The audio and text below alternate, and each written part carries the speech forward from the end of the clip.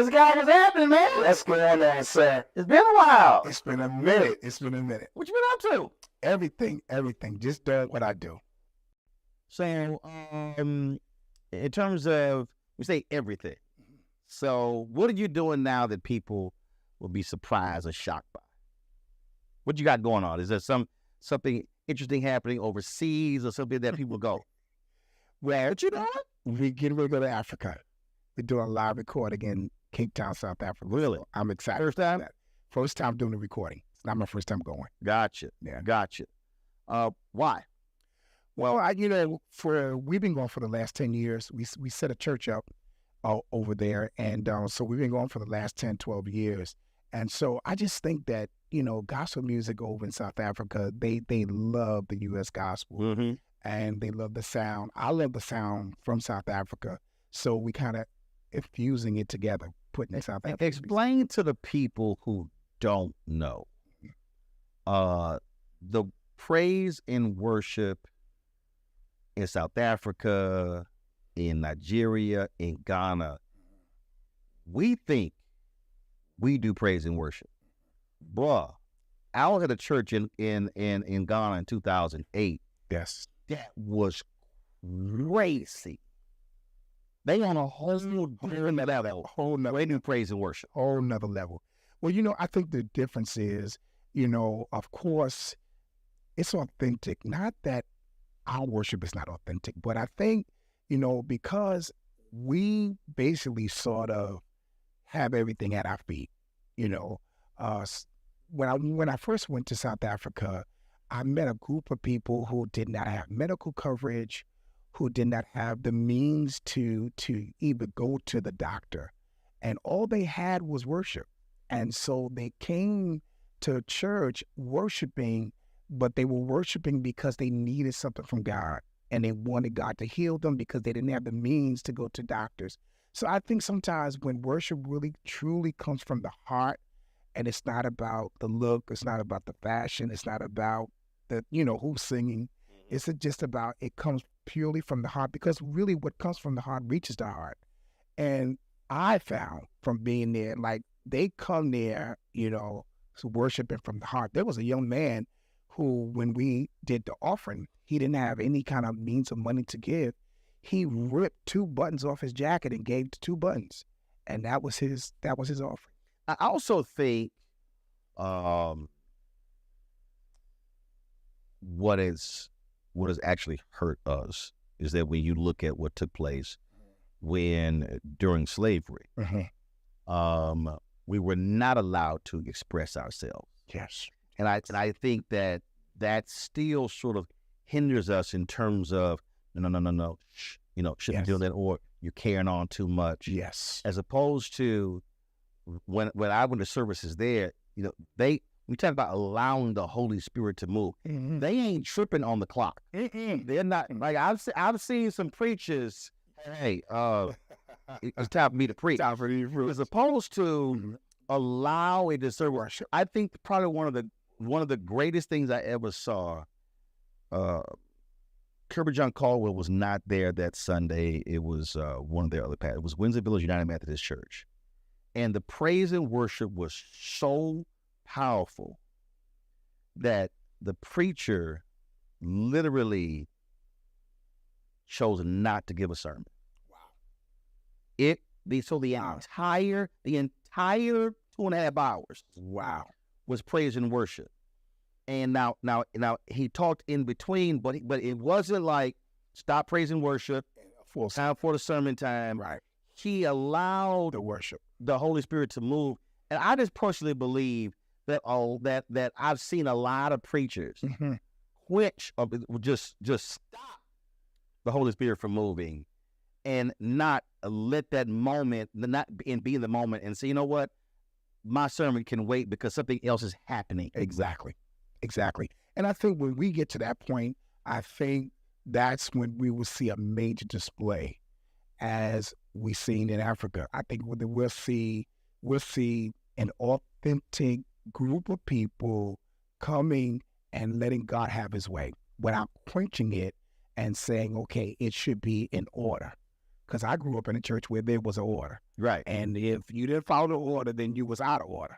But again, I think, we have to get back to that place where it's just pure worship, and whatever God says, then that's what we do. So you're in a unique position because you're bishop, but then you also got the music piece. And if there are two forces that are constantly battling in a church, there's that preacher And the musician. and the musician. And the music, yes. Wonder. Because here's the reality. I don't care how great a preacher you are. You need that music. I mean, you can be the greatest preacher in the world, but you need that music. I think, again, trying to get both sides to understand that. The minstrel need the preacher, and the preacher need the minstrel. And I really believe that that's where I come in at, to kind of help both sides come together. And as well as I know, when both sides lock, Oh my God. it's a major experience. V. Michael McKay. Oh yeah. When he was, so my wife was the first female staff pastor at Brook Hollow Baptist Church Without Walls. She was Wow. education ministry. Okay. And so when they were on Bingo, the original location, so she had these tapes, and V. Michael was so in sync with Pastor Ralph Douglas West. V. Michael would be literally writing songs as he was playing, and Pastor West would say the lyric. Pastor West, who could also sing, would say it as well, and it was sort of just like this, just back and forth, and it was just perfect.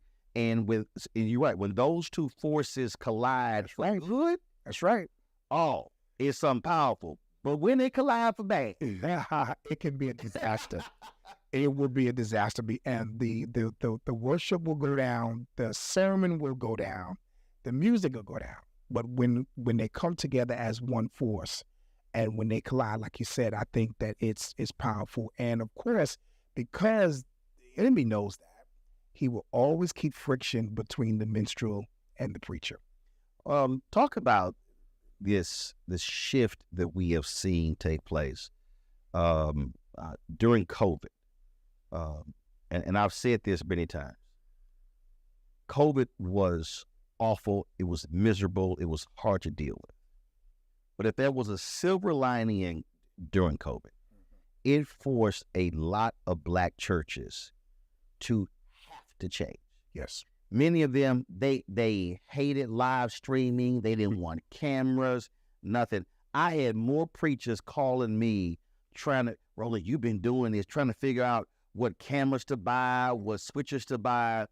And many of them realized that they were benefiting, that there were people who were visiting their church who weren't even in their states, who were even out of the country. And so COVID forced a lot of Black churches to have to catch up, as opposed to what we call that 15-year gap between Black churches and everybody else. I agree.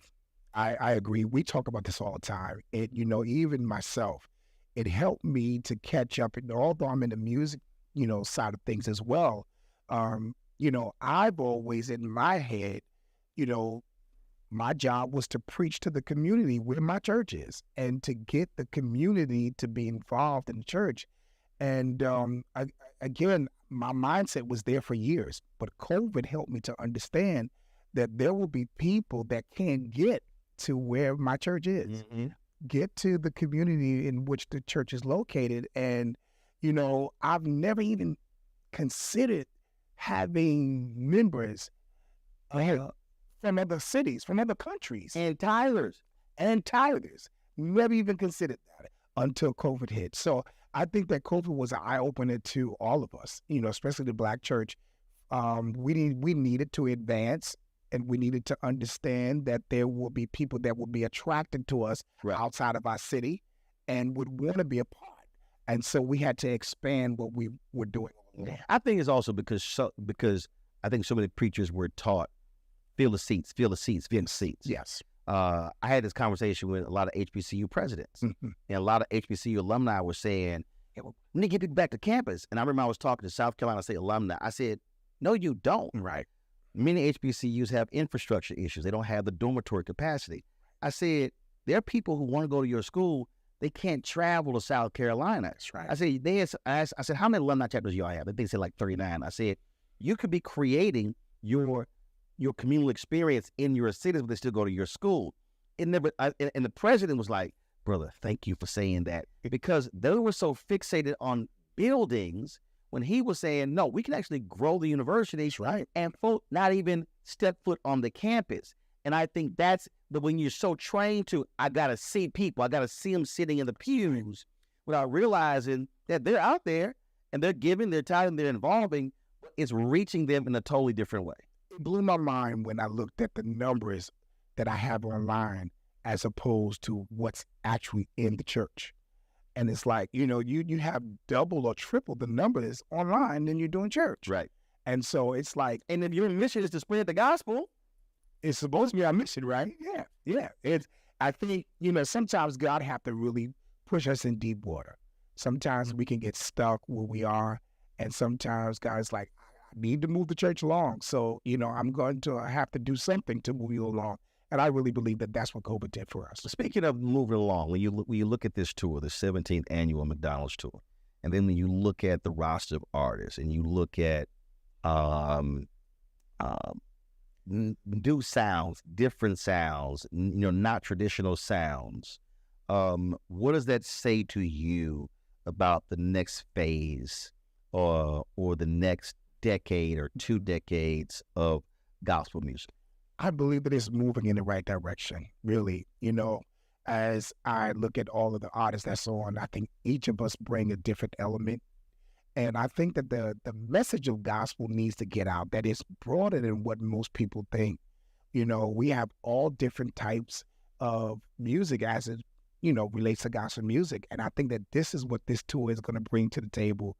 Like, this is what gospel really is. You have your traditional, your contempt, you have, your urban contempt. Well, a couple of artists were talking about Brie Babineau. She said, "I'm neo soul," right? And you don't hear people using that phrase exactly with gospel. Her deal was, but this is what I listened to growing up. And exactly, this is what informed my musical taste. Mm-hmm. And that's what it is. And I think that if we don't bring it to the table, people won't see that. People won't understand. Most times when you think of gospel music, on the secular mindset, it's always back in the day in the 60s or, the 50s. But again, I think that we are bringing some to the table that have not been done.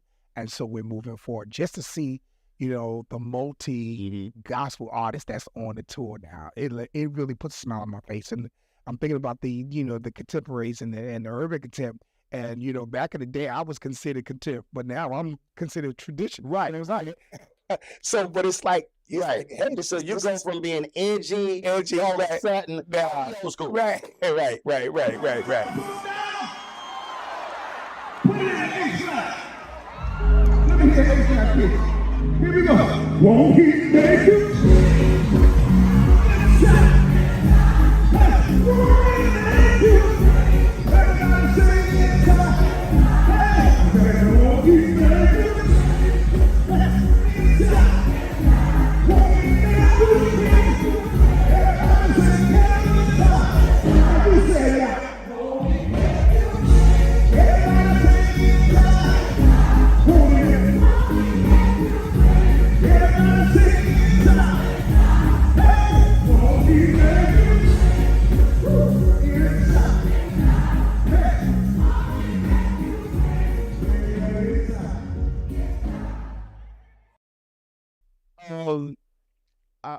I've asked many secular artists this. I've asked comedians this. Different cities bring different energy. And I'm not going to ask you about the 6 cities, but of all the places you go in the United States, is there a particular city that they bring it when you perform? Is there one that just, lot of great folk, but when you hit that city, I got to bring some fire because they are ready to praise God? I got to say Chicago. Really? I really have to just say Chicago. When you come, because I'm a quiet guy. And so when you come to Chicago, you got to bring it. You got to bring it because Chicago is a quiet town. Like, you can't mention quiet and not mention Chicago. So when you come to Chicago, like when we come to Chicago, we be on our A game because they come in because they want to hear that quiet sound. They want the energy, and they want the energy that they feel and they see every single Sunday. And so when we come, we bring it and we try to bring it a notch higher. Right. Yeah. So have there been times when they were like, "What?" And you either look at that crowd like, "Hey, I'm really John. We gonna have to switch that order because we gonna have to play something else because they ain't feeling it." Yes, that has happened. That has happened on several occasions. But then you know what? You have to know where you're going. Right. And then you have to know what songs to pull out, And so do you adjust that depending upon the city and where? Really? Okay, so now this is what I do. I don't ever stay in the dressing room. Some artists stay in the dressing room until it's time for them to sing or to perform.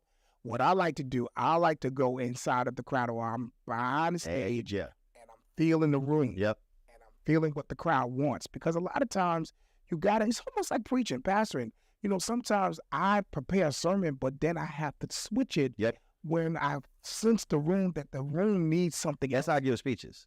Like literally, I don't write speeches. Wow. I wrote one speech, never read from it, but literally, I don't write the title. I don't have any notes, but that's exactly what happens. You have to read the room. I sit in a sense the people, and the room presents to me. Right. Told discernment, and I've given speeches, and the host would say, "How did you know we were dealing with that problem?" I'm like, "I didn't know. He knew. I didn't know." But absolutely, and you feel it. I remember I spoke. It was the New York Black and Puerto Rican Caucus, in Albany. Doc, and I'm sitting there, and they coming up to me, and they're like, "Miss Whitney, anything?" No. And they were like, "Are you okay?" I'm like, "Fine." But it was like I felt it, and I was like, I need to get to that mic. It was, and I'm talking about, I was like, I didn't want to talk to nobody. Mm-hmm. I didn't eat anything. And I was like, but when I get to them, I got something to say to these people. And man, went up there. And so the next year, Bakari Sellers spoke. He called me. He was like, "Say, bro, what did you talk about last year?" He's like, "Cause I was speaking this year." Right. They still talking about what you talked about. I said, "Well, that's part of my job. I want to make it hard on that next person speaking." That's what you do. That's exactly what you do.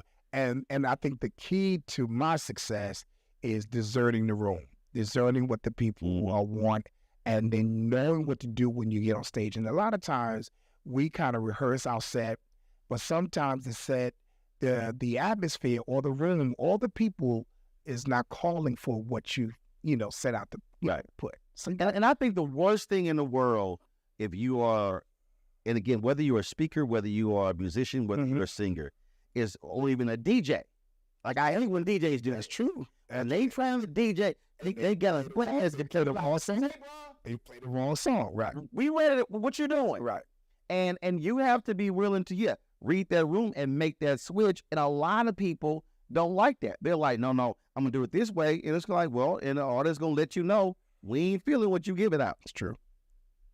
So true. And if you don't read the room and if you don't discern the room, you can really fall on your face. And, but I think it's important to read the room and to kind of know the atmosphere. Right. And then you can kind of put the songs out. And I think, if most people would do that, I think we have better concerts. You've done stuff written for other performances with other people. Who would you say, it's not putting you on the spot, but it sort of is, but it was just unbelievably magic when y'all got together either to write it or produce it or even do it live? That out of all the different people, it was just, even today, you go, wow, that was crazy. I wrote a song back in the 80s called I'll Make It. And I've always wanted to do that song with John P. Key. And we finally did it. Really? And it's like every time I hear it, And every time we get together and we do it on stage, it's just like, this is it. Wow. So, What about it? I think actually when I wrote the song and after the song came out and after I got accustomed to hearing John's voice, in my head, I was like, this is really a song for him, you know. And at the time I wrote the song, I didn't even know who he was, you know. Wow. Yeah, so I didn't know John at the time. But then, you know, after I heard his voice, I was like, that voice needed to be on that song. And so I always wanted to, wanted to sing with them. And so after a few years, we re-recorded it and I called him. I said, John, I want you to do I'll Make It With Me. He said, what? He said, okay, cool, we gonna do it. And we did it. And it's like, even now when I play it, listen to it, I'll be like, this is it. And then if we ever together, we did it a few years ago in Richmond together, it was like the crowd went crazy. Yeah. So I would have to say John Key. I think there's some, what always amazes me is when, and I know this is hard for being an artist, that you're still putting new music out, you still want to express creativity and still want to stretch, but there are just some songs that they hit folk in a certain way that they're like, look, you can go and sing the rest of that stuff if you want to, but I need to hear this. And when you were talking about that, and I was on Instagram Live and I was just killing Show Up. And Johnny, because I never met him as well. Mm-hmm. And he hits me, he said, are you serious? I was like, John, you don't understand. I said, bruh, you can put out all the other stuff. But that song, and you're right, that choir, and the repetition, hit, it's a whole different thing. And we've since become friends. When he did with the song during COVID, it was the Go-Go infused song. He sent it to me beforehand, and I was just like, just killing it. But it's just some songs that look. Jan has that sound. He has that sound and he has that voice. It's gonna capture you, and it's gonna ring in your head. It's gonna ring in your heart. And he just write those songs that you just gonna keep on doing this. Mm-hmm. Just gonna keep on playing it. When you think back to just all the different songs that you've done, and it's always interesting when I ask this question, because most artists will say something that most people do not agree with. Mm-hmm. What is is it a song or an album that you're like, that's it for me, that you've done? I would have to say my Live in Toronto album. That's that live project in Toronto still rings in my heart and my mind. The songs like Clean Inside, that song still, everyone, after 30 years, we're coming up on 30 years of doing that live album. And that song still is a favorite of everybody. So I would have to say that. Also, I also have to say the live at Radio City Music Hall. When we did that, we did the song I Need You to Survive. Mm-hmm. And we did that song basically for 9/11. Mm. And so that's another song that really, really, I have to say that's one of the songs that I kind of go back to.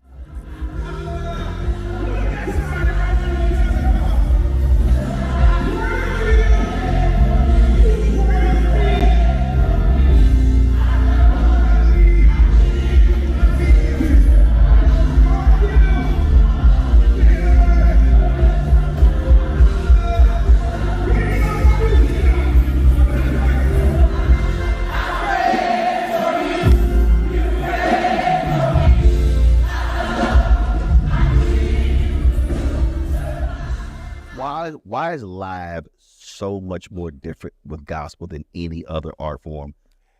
Well, I think it captures the essence of who we are. Sometimes in the studio, when you do studio records, you can't really get that feel. Bishop Roland Brown has that song where he goes, I don't want a studio sound. I want a church sound. Exactly. So that's really what that's all about. It's getting that because, when you're in the studio, you kind of just become professional. And when you're in church, you just kind of relax and you just do it. Right. And I think that's really what most times I want people to feel that. So McDonald's is doing this again for 17 years, in 6 cities. What do you want someone who's coming to one of these concerts? What do you want them to feel when they get back in that car or get on that bus or that train and go home? I want them to be amazed at the variety of gospel music. I want them to walk away feeling like I can do it, I can make it, and I am a lover of gospel music. That's really what I want. I think sometimes when we go to concerts, we leave, we're energized and, we are loving what we heard, but we really don't, leave a major impact. It's like the next day is over. Right.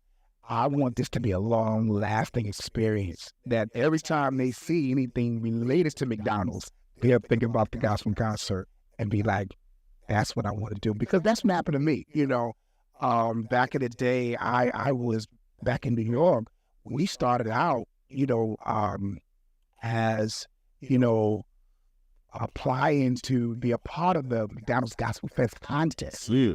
And I started loving it from that point.